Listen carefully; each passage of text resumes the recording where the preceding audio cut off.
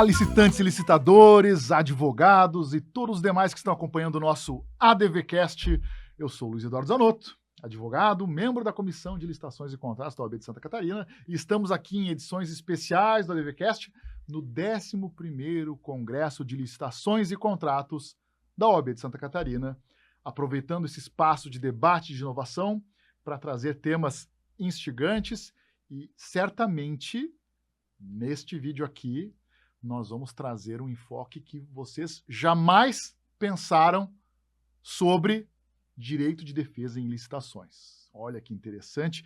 Para falar comigo desse tema, eu tenho aqui a advogada, uma pessoa que é um expoente em licitações e contratos no âmbito estadual e nacional, por que não?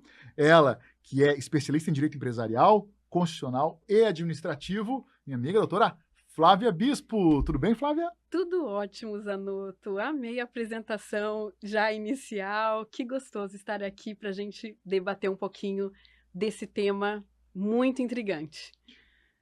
Que legal, Flávia. Realmente, quando a gente fala em direito de defesa, parece muito papo de advogado, né? Porque licitação, em tese, é para ser um processo dinâmico, é para ser um processo de compras, e muito se reclama da burocracia de uma licitação. Como conjugar a necessidade de eficiência de um processo licitatório com as garantias e defesas e prerrogativas dos licitantes, dos fornecedores no processo? Muito bom, Zanotto. Esse é um aspecto que realmente é um pressuposto, né? Muita gente acha que a defesa durante o processo licitatório, o recurso, a impugnação, tudo isso são empecilhos que ocorrem durante o processo, né? Ou seja, a empresa geralmente impugna ou recorre para atrapalhar o processo licitatório, que precisa ser célere para chegar no seu resultado final. Muitas vezes se fala, ele está entrando com recurso apenas para protelar, para perturbar o processo licitatório, né? Um crime ainda. Mas, na verdade, o direito de defesa, que é constitucional, a Constituição diz que tanto no processo judicial como no processo administrativo precisa ser assegurado o direito de defesa, o contraditório, a ampla defesa. Na verdade, é uma prerrogativa de qualquer cidadão junto à administração, é sempre questionar os atos administrativos. Exatamente. Nós ainda estamos num Estado democrático de direito, né? E, então, é um Estado onde tanto os meios como os fins importam. E a Lei 14.133 fala do processo licitatório, né? Ou seja, ela traz esse viés de processo, nem precisaria, porque o artigo 37.21 já fala que as compras públicas são realizadas através de processo licitatório. Então, nós estamos falando de uma garantia constitucional que, mesmo que a 14.133 não trouxesse, teria que ser respeitado pela Constituição Federal. Mas muitas vezes essa possibilidade de questionar os atos administrativos não seria uma tutela privada em contraposição ao interesse público que a licitação vem buscar? Então, esse é o viés que a gente precisa tratar. Ao mesmo tempo que o devido processo legal, que o contraditório é um direito para o fornecedor, ele é um dever para a administração pública. Contudo, esta garantia, ela vem em prol da própria administração pública. Por quê? Como assim? Quando eu tenho um processo licitatório democrático, onde realmente é preservado o contraditório, os recursos são efetivamente analisados, as decisões dos recursos são motivadas, as decisões do recurso atacam todos os fundamentos que foram colocados pela empresa licitante, eu estou debatendo talvez questões ligadas a uma proposta que não deveria ser classificada. Talvez eu estou debatendo uma habilitação que não deveria ocorrer e que lá na frente vai prejudicar o próprio interesse público. Então, quanto mais debates eu tiver nessas peças de defesa, como um recurso, como uma impugnação, maior espaço a própria administração vai ter para controlar a legalidade, para obter o resultado final mais eficiente. Mas os prazos de de impugnação e de recurso não acabaram sendo reduzidos de maneira desproporcional? Porque, claro, o ideal é que os recursos, as impugnações sejam de fato bem fundamentados, mas parece que o legislador diz o seguinte: não, partimos do pressuposto que a administração está sempre correta e que a incorreção é uma exceção e, por isso, os prazos de recurso têm que ser diminutos, porque, por ser uma exceção, ela acaba sendo mais óbvia. Então, como compatibilizar esse direito fundamental com os prazos tão exíguos da lei? Esse é um grande desafio, Zanotto. Esse é um grande desafio. No meu entendimento, essa é uma matéria que, assim como a Lei 14.133, muitas coisas ela flexibilizou para prever no edital, como, por exemplo, condições de pagamento. A lei não deu um prazo máximo de pagamento para a administração pública, ela disse que poderia prever no edital. Uma grande omissão, por sinal. Uma grande omissão. Na minha opinião, a matéria recursal poderia ter tido um prazo um pouco mais amplo, com limite, tá? E a administração pública poder fazer uma modelagem a depender do objeto do edital e a depender da complexidade da discussão, Mas, né? em tese, ela poderia também, né? Mesmo... Porque dilatar o prazo, enxergando o direito de defesa como uma garantia, eu poderia dilatar o prazo, vamos dizer assim. Com certeza. Mesmo que ela não tenha dado, você falou corretamente. Quando eu vejo que as licitações têm um universo que vai além da 1433, que é o próprio direito constitucional, que me garante esse direito de defesa, com certeza isso poderia ser ampliado. No meu entendimento, poderia ser ampliado até mesmo pelo agente de contratação, porque quando eu vejo a discussão que vai ser travada em recurso, ou eu tenho lá uma licitação de técnica e preço, né, uma concorrência, uma alta complexidade. Até mesmo obras, né, de maneira geral. Obras, amostras. Onde tem uma análise de planilhas maior, onde tem uma análise daqui a pouco, de documentos de habilitação que exigem maior conferência. Isso. Por que não ampliar esse prazo para ampliar o debate? Porque quanto mais dialógico for esse processo, melhor vai ser a maturidade da decisão. E isso tudo para quê? Para você atingir o resultado da contratação mais vantajosa. E eu poderia fazer, inclusive, uma impugnação pedindo para a administração dilatar prazos, dependendo de complexidade do objeto? Eu creio que sim, mas, Zanotto, para isso acontecer, vai ter que ter uma cultura. Então, é muito arriscado. Na prática, se essa cultura não realmente não for primeiramente difundida e a própria administração pública oferecer isso espontaneamente, claro que sempre vai bater uma insegurança, né? Em última instância, o que eu orientaria? Faz o que pode nos 3 dias, apresenta e pede uma prorrogação para debater mais isso ou aquilo, demonstrando que a matéria não tinha como ser esgotada, né? Os próprios tribunais de contas fazem isso em audiências. Sim, o processo administrativo ele é mais flexível também para isso, né? Exatamente. Está aí uma boa aplicação do formalismo mitigado, né? Moderado. E é interessante essa questão, né, porque comentaste em cultura e já me veio várias coisas na cabeça, dentre elas, me parece que é algo muito enraizado, pelo menos em repartições públicas. Eu que já estive dentro de uma repartição pública por muito tempo e agora trabalhando com outras repartições públicas, existe ainda a figura de demonização do fornecedor não ser visto como um parceiro, como alguém que vai cooperar, mas como alguém que está se aproveitando da administração, né, ou da burocracia, ou da limitação para ganhar dinheiro à custa das administrações. Me parece que essa visão do fornecedor como um aproveitador e não como um parceiro seria, acho que, a primeira chave cultural que deveria ser ajustada. Zanotto, eu concordo plenamente com você.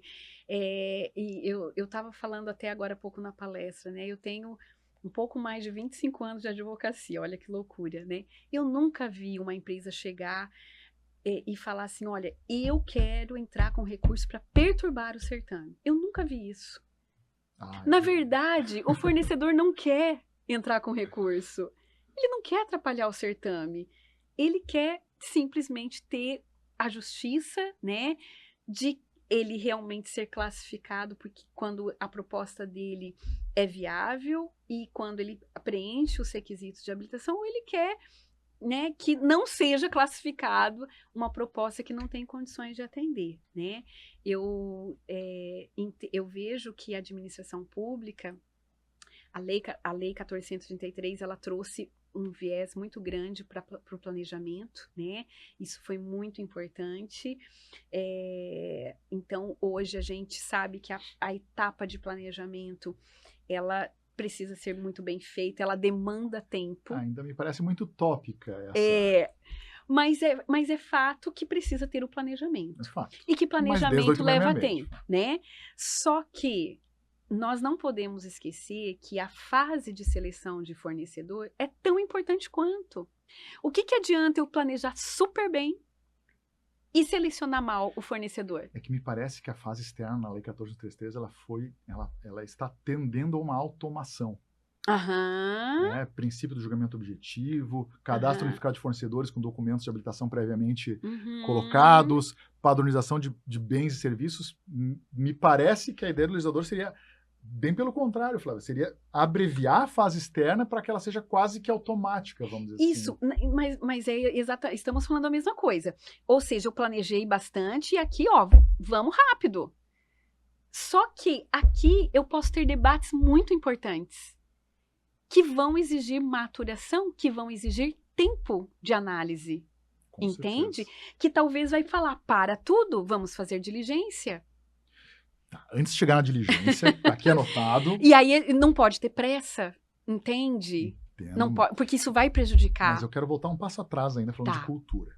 Porque eu Cultura. acho que é importante, eu como tenho uma vocação mais humanista, Ótimo, eu amo essa vocação. a gente entender que nós como advogados, Tá. como é que nós podemos orientar os nossos clientes Uhum, privados uhum. a demonstrarem que de fato são bons parceiros para a administração, Aham. imaginando a administração como um setor mais arredio, mais Aham. fechado, com essa visão.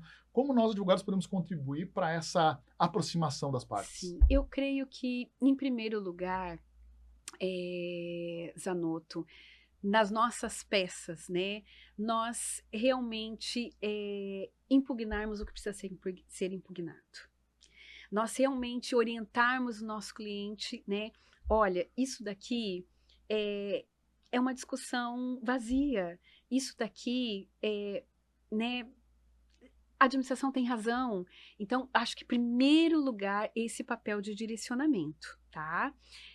Eu acho que, muitas vezes, se causa essa má impressão por apresentar algo destituído de fundamento, tá? Então, acho que a gente tem que ter muito cuidado com isso e realmente discutir o que precisa ser discutido. Acho que esse é um ponto importante. Segundo lugar, nós contribuímos para a cultura da integridade, né? A cultura também da lealdade em prestar esclarecimento, em fornecer documentos, quando do outro lado, eu sei que você não quer que adiante, mas vamos falar do outro lado da diligência, né? Esses dias um cliente chegou para mim e falou assim, Flávia, um órgão veio aqui nos visitar, porque eles estavam em dúvida que interessante se a isso, hein? gente tinha condições de cumprir. Eu falei, pode isso? Eu falei, uau, Que legal. achei incrível. Achei incrível. Eu também. Tem coisas que o documento não vai mostrar. Mas a minha análise, isso é verdadeira análise de habilitação. Isso é verdadeira análise de classificação, quando eu estou preocupada com a materialidade e não apenas um checklist formal. Apresentou o balanço dos 2 últimos anos? Apresentou. Atestado? Apresentou. Mas eu analisei aquele atestado de verdade? Até um parênteses nesse sentido, né? Uhum. O próprio CPC permite inspeção judicial como meio de prova. Claro! E muitas vezes os advogados não pedem. Às vezes é só o juiz ir lá, olhar o local, visitar um imóvel, enfim, Exato. para entender a verdade real, né? Enfim. Exatamente. Então, E por que não usar isso exato. também no processo administrativo, que ainda é mais flexível? Claro. Então, assim, achei isso incrível, sabe? Então, nós temos que chegar nesse nível de maturidade. Aquilo que Marçal fala, né? que o processo não é um fim em si mesmo, o processo é um meio muito importante para a obtenção do fim. Todas as suas etapas têm que ser observadas, valorizadas, mas ele só merece aplausos se no final eu terminei com uma boa contratação. Se o resultado foi útil. Se o resultado foi útil. Eu realmente selecionei a melhor proposta, né? Então, se eu não alcancei esse resultado, de que me valeu fazer um processo licitatório?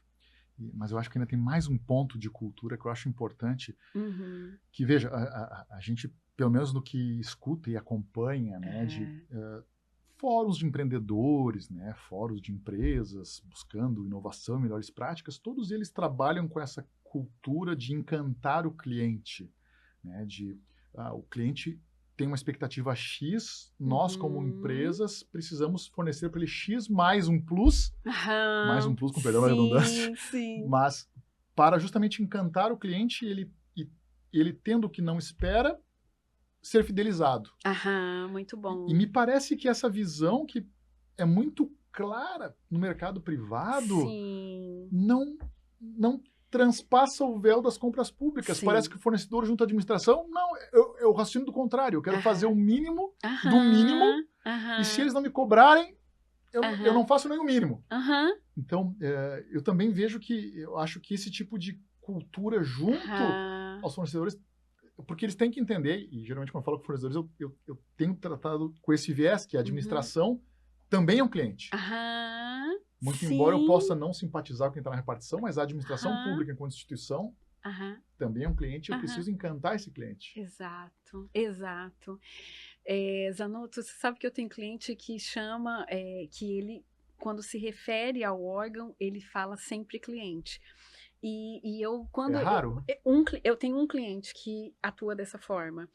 E eu achei assim, uau, né? Porque ele vê a administração pública exatamente com esse olhar. Isso é muito raro. Agora, como isso ser valorizado?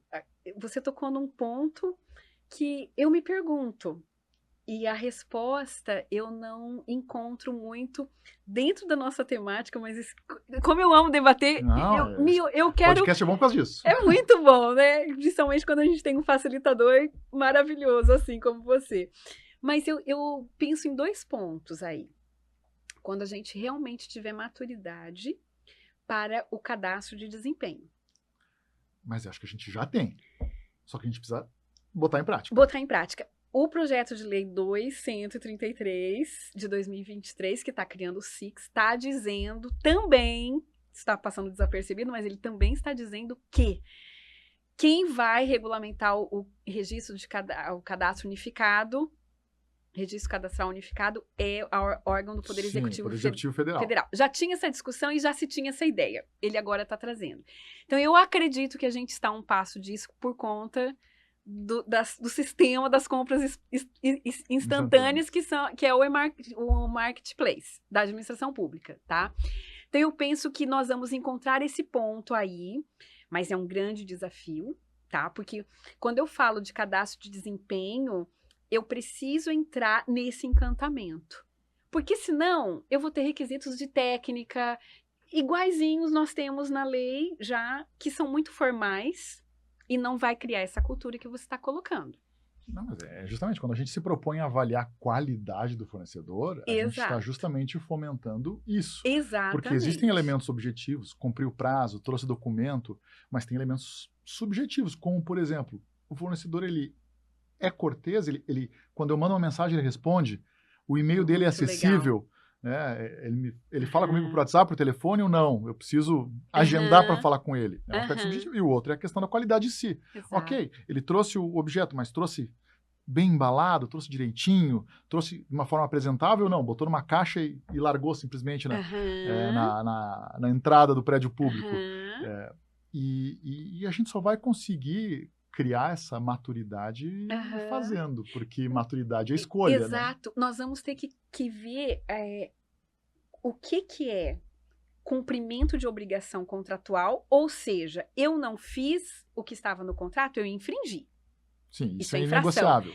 Agora, existe talvez um aspecto que ele não infringiu, mas ele executou melhor do que a média, por exemplo, tinha um SLA para atender em 5 dias, ele sempre atende em 3, esse fornecedor precisa... Vamos numa outra situação mais simples. É um serviço que... é uma prestação de serviços em que a equipe do fornecedor veio bem apresentável. Não veio com uniformes puídos, de qualquer jeito e tal, de maneira que demonstrou um ar maior de profissionalismo, que querendo ou não, a embalagem é isso, né? Dá mais profissionalismo. Então, isso daqui a pouco também. Imagina se entrar num prédio, num tribunal de justiça, um tribunal superior, a equipe de manutenção lá com a camisa rasgada, aquela coisa assim, e uma equipe de manutenção já com um uniforme mais preparado, mais, enfim, com destaque. Sim. Obviamente não vai colocar no edital essa minúcia, né? Esse detalhe. Exato. Mas isso seria um tópico de encantamento. Seria. Né? E um outro aspecto que eu penso, Zanotto, e que eu tenho refletido sobre isso, está lá no artigo 34 da Lei 1433, quando ela fala do menor dispêndio e ela associa o ciclo de vida do objeto. Ocorre que a gente tem usado esse tema só para a fase de planejamento. E aí a mudança de cultura aqui eu vejo que vai ser essa questão da cultura do menor preço, porque na verdade, mesmo na 8666, a gente tem mais um tempinho, né? Não, temos, eu vou temos puxar. Tempo para conversa. Mesmo na época da 8666, eu acho muito injusto dizer que a gente comprava com má qualidade por causa da 8666. Isso nunca foi pretensão da lei. Uma das coisas da 14 foi que ela desmistificou vários tabus da 8666. Exato. Que a 8666 permitia, só que não se usava. E agora com a 14 se usa. Exato. Foi um mau uso da 8666. Que um exemplo vai ser a próxima pergunta. Ótimo. Mas assim, a lei 8666 dizia que ganha a licitação quem cumpriu todas as especificações do edital e apresentou o menor preço. Isso era o que a lei dizia. Então, a administração pública demorou para descobrir qual era o ponto. O ponto era especificar adequadamente o que se queria. Só que também isso, aí eu vejo o problema da 8666, não é ter estabelecido o critério de menor preço. Foi esse detalhamento que se exigia para você não cair numa armadilha. Tá? Então, a administração pública tinha que especificar tudo. A nova lei fala no menor dispêndio, inclusive considerando o ciclo de vida do objeto. Observadas as especificações mínimas, se você olhar lá no artigo 34. Sim, mantém a mesma ideia. Sabe como que eu vejo? Mas eu vejo uma diferença. Eu vou especificar o que é imprescindível. O restante, que vença o melhor. O restante, aí eu quero ver.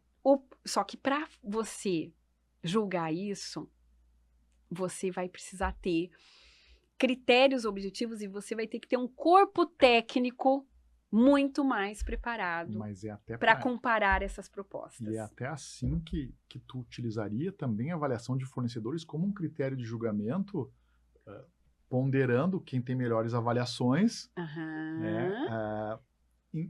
Como é que eles vão ombrear com quem, por exemplo, nunca forneceu para a administração? Através justamente do seu histórico, né? Olha, é um tema realmente intrigante, interessantíssimo e acho que olha a gente tem muito caminho. Para amadurecer. Eu digo assim, a gente precisa ir para a segunda curva de aprendizado da lei. Nós precisamos sair do ETP, você entende? Daquilo que já está batidão. Eu acho que o primeiro degrau a gente já alcançou. Já alcançou. A gente precisa agora explorar. Acho que não, mas tudo bem. Mas vamos lá. Não alcançamos porque não praticamos. Praticamos errado, praticamos ainda com a nossa roupa velha ainda. Exato, Enfim. Eu vou dizer que a próxima lei de licitações, ela precisa vir sem nenhuma terminologia adotada pelas leis anteriores. Porque essa terminologia traz a memória. A memória afetiva, como a gente se apega, né? Meu Deus! A nossa heurística é fantástica. Mas falando, já que a gente está comparando com a ex, né? A 8666, uma das mudanças que não parece ser tão significativa textualmente, mas que na prática acabou ganhando um contorno surpreendente, na minha visão, especialmente por decisões dos tribunais de contas da União, foi justamente a questão das diligências.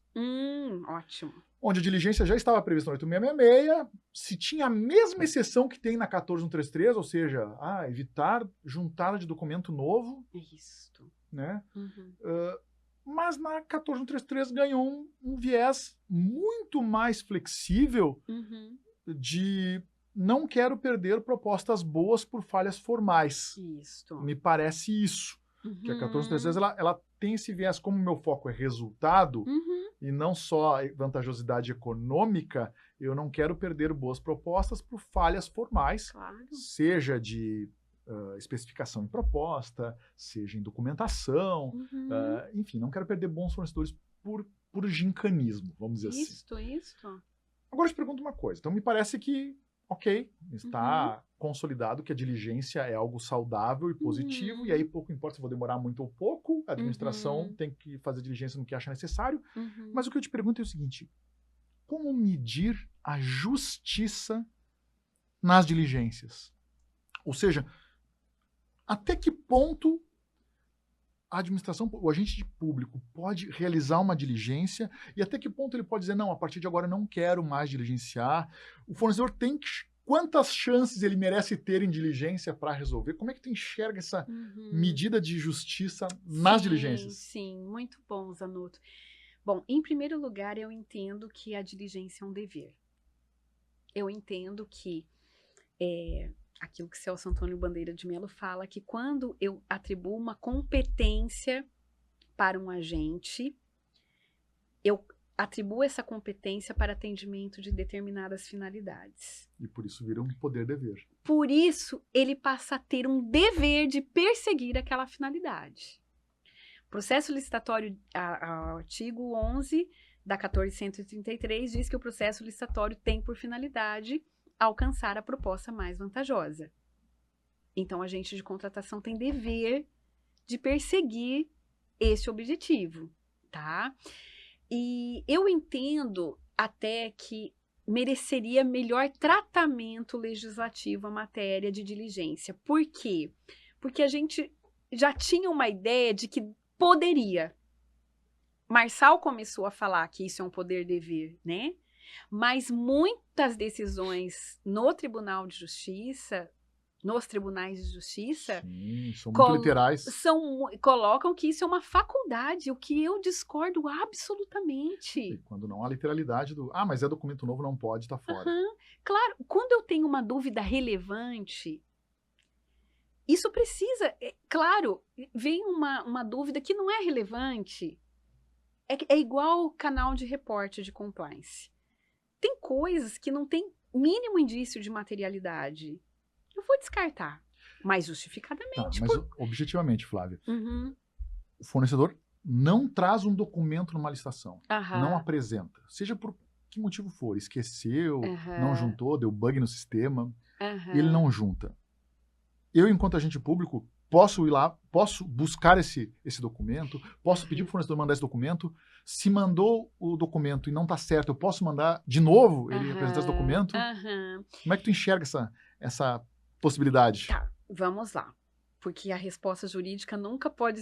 É difícil ela ser sim ou ser não. Eu entendo que enquanto a nossa sistemática de licitação for com essa questão de prazo para apresentação da proposta, isso tem que ser cumprido. Agora, vamos supor que esse fornecedor, quando apresentou a proposta, ele já trouxe uma justificativa a respeito daquele documento, colocando algum fato, fato que justificasse a sua não apresentação e um pedido já de prorrogação desse prazo. Uma diligência preventiva. Mas isso não acontece. Tá? Eu entendo que poderia ser flexibilizado. Ok. Para não perder a melhor proposta. Mas na prática a gente sabe que isso é difícil. Na prática, a complementação é possível, pela 1433. Mas eu digo, o fornecedor já se antecipar nesse processo, o mais comum é esqueci um documento. Exatamente. Pensei que mandei o arquivo X e na verdade mandei o arquivo Y. Um equívoco, né? E é a melhor proposta, Zanotto. E É a aí? melhor proposta. E aí? E quando essa proposta ela é de diferença de 500 mil? É uma situação muito difícil. É uma situação muito difícil. Vamos pensar como um gestor privado, que é um exemplo de como gerir. Você acha que ele dispensaria? Que ele ia gastar 500 mil reais a mais? Entende? Claro, e eu É uma concordo. situação muito delicada. É uma situação muito delicada, né? Até que ponto que eu estou mal ferindo a isonomia numa situação como essa, Mas tá? aí tu Outros que tocaste... não tinham, Tá, deixaram espontaneamente de participar. É mas aí tu complicado, né? tocaste num ponto bem interessante, Flávia, que é justamente isso. O que é isonomia? Para mim, a isonomia na administração é um comportamento de longo prazo. Aham, Como assim? Não, aham, eu não estou diligenciando até classificar aquela proposta aham, por ser aquela proposta, mas é aham. porque esse é meu comportamento em todas as licitações. Aí eu trago o princípio da impessoalidade. Pouco importa quem, Aham. importa o que eu faço. Muito bom, Né? muito bom. Raciocínio de toda administração para todo cidadão. Aham, Né? aham, Então, assim, se eu, enquanto administração, diligencio sempre para aham. realmente não perder a Muito bom, proposta por erro excelente. formal, Excelente. por que não fazer isso nesse caso concreto? Porque eu faria Aham, se fosse o outro. claro. Então, Quem sabe deixar isso muito claro no edital, daqui a pouco seria uma questão interessante, no porque regulamento. o que a cultura... o velho, na época que eu era pregoeiro, antigamente, quando eu era pregoeiro, a gente tinha muita preocupação com a coerência das decisões, Muito bom. justamente para não parecer que estávamos infringindo o princípio da impessoalidade. Excelente. E a gente traz esse raciocínio tanto para fundamentação, qualquer fundamentação, e como agora eu costumo orientar uma prática de diligências. Aham. Eu digo, ok, essa diligência vai ser feita porque é a empresa X que está lá com chance de ganhar, ou a diligência está sendo feita porque se fosse em outra licitação também se faria. Porque é o padrão de Exato. atuação. Então, se o Muito pregoeiro, por costume, diligencia, bom. Muito bom. eu não vejo por que limitar algo que a lei não limitou. Aham. Então, se a lei diz que eu posso diligenciar para trazer uma condição pré-existente à tona, Aham. pouco importa se a primeira tentativa não foi razoável, Aham.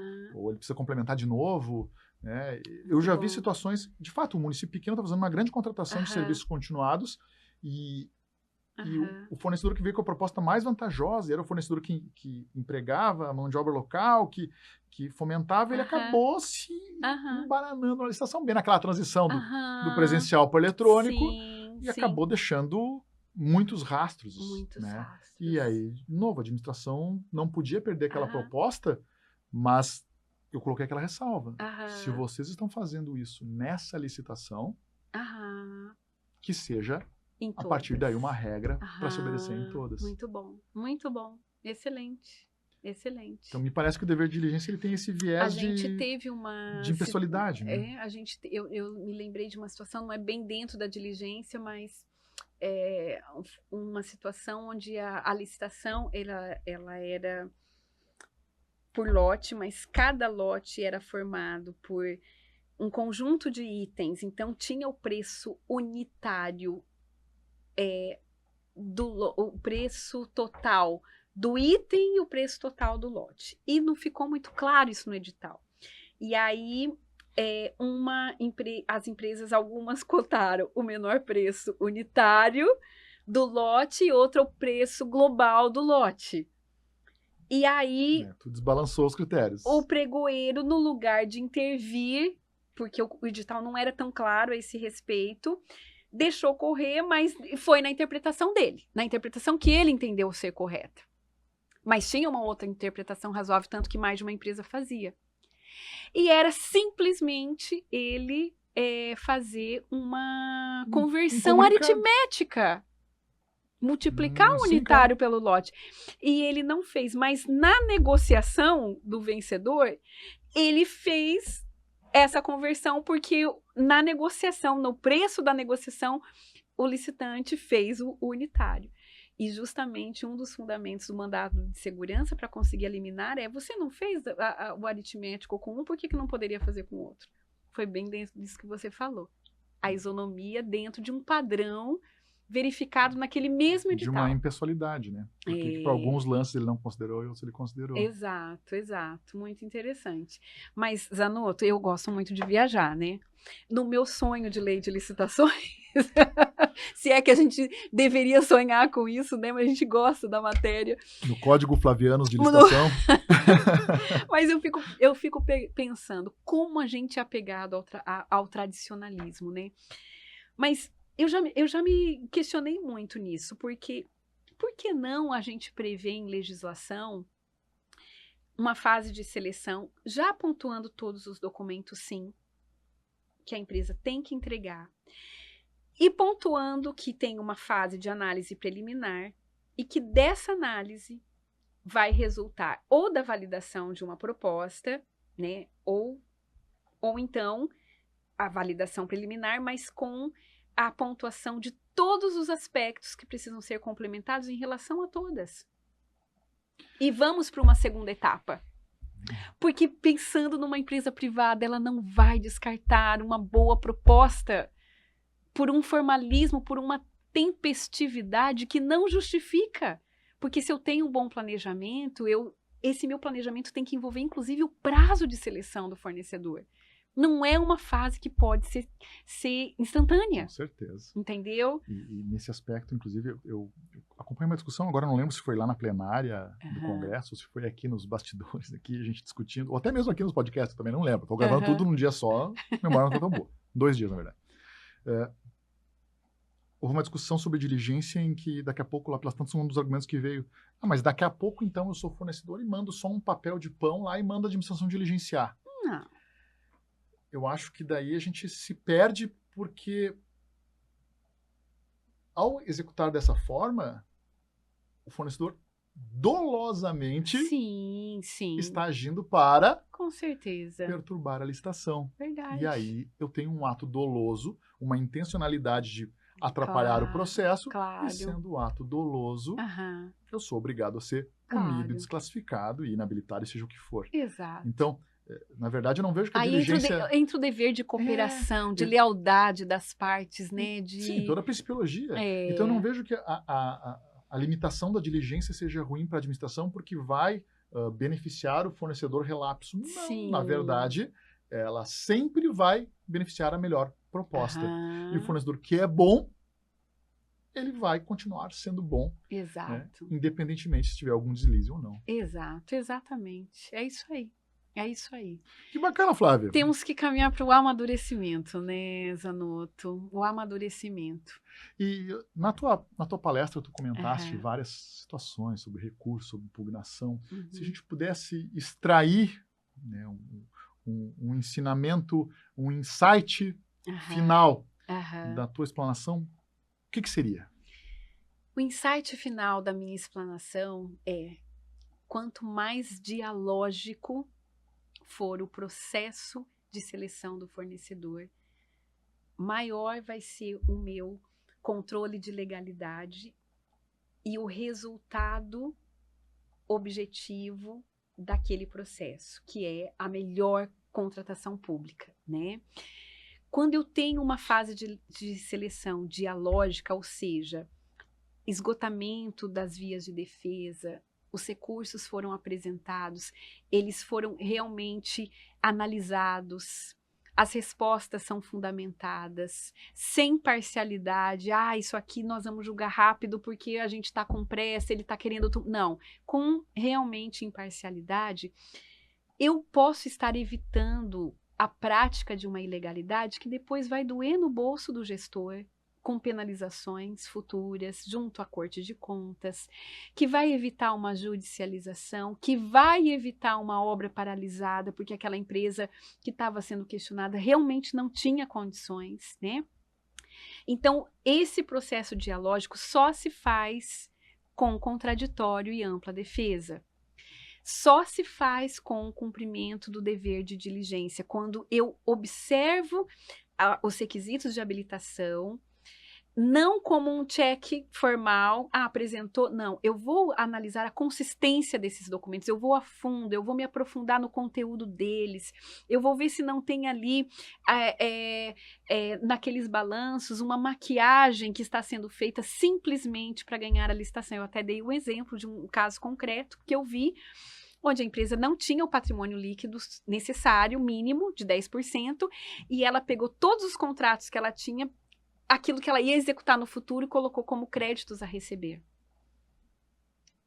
Infringindo, né, o princípio da prudência contábil. Eu nem sei se eu vou conseguir executar, né? Sim. E outra coisa, tudo aquilo que eu vou receber da administração realmente vai aumentar o meu patrimônio líquido, ou parte não tem o pagamento Tem dos os encargos custos. contratuais? Tu não pode prestar contrato lucrativo. Entendeu? Claro. Então, eu vou analisar só formalmente isso? Então, e para isso exige-se, né, tempo, maturação, processo dialógico. Então, sem isso, eu corro um grande risco de levar ilegalidades adiante, com consequências, e não obter o melhor resultado, que é a boa compra pública. E o buraco só aumenta, né? Só Nunca aumenta. Termina. Exatamente, exatamente. Flávia, olha, que papo interessante. Eu falei que nós teríamos informações aqui jamais ditas no âmbito jurídico em podcasts. Que legal conversar contigo. É Também um tema amei. realmente muito interessante e que, de fato, pode ser muito mais maturado Sim. junto às compras públicas e, o melhor, né, fomentado por ambas as partes, Exato. administração e fornecedores. É isso Obrigado, aí. Flávia. Eu que agradeço o privilégio de debater esses assuntos com vocês, Anoto. Muito obrigada. Que legal. E vocês que estão nos acompanhando, curtiram esse vídeo, não se esqueçam, deixem o seu like aqui, comentem aqui embaixo. Fornecedor, você já precisou de diligências? Administração, vocês fazem diligências? É comum, não é comum? Ou se acha que o fornecedor realmente merece ser punido por ser relapso nas licitações? Se gostaram do conteúdo também, compartilhem e não deixem de se inscrever no canal do OAB de Santa Catarina para nós continuarmos levando conteúdo de qualidade para os advogados e transformar as compras públicas do país. Obrigado, até a próxima!